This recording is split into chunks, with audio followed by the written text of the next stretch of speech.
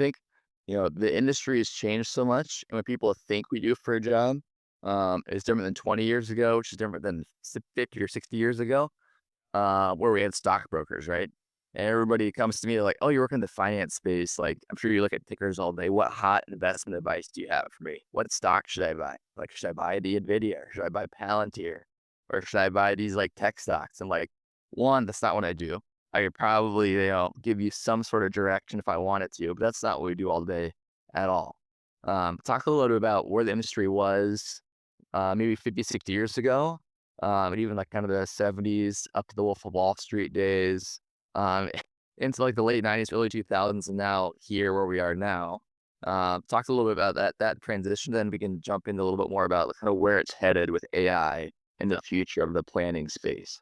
Yeah, so when we think back to like the 70s and the 80s, I guess that's more of like what you would consider like the Wolf of Wall Street days. And it was basically your stockbrokers. I mean, transactions were more so king at that point. And when you think about it, like people didn't really have access to a ton of information back then. So they had to call somebody that basically had the access to be able to quote them out different stock prices, maybe give them kind of guidance in terms of what stocks to buy. But I think at that point, like I said, like transactions were king. And a lot of times stockbrokers, I mean, that is how they were paid. So that is really what they focused in on with the clients that they worked with.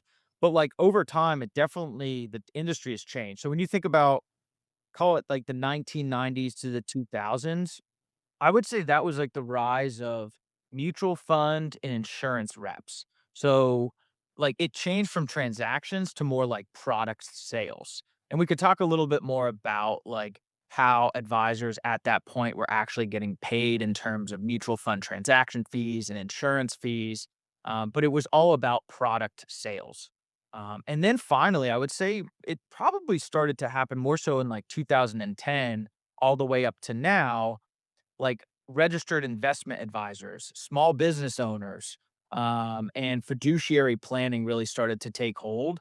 And that's when I would say the industry started to get away from just transactions and product fees to more so what you see today, which is more so like holistic financial planning. We're not just focusing in on the investments. That's only a small sliver of what a lot of advisors are talking about.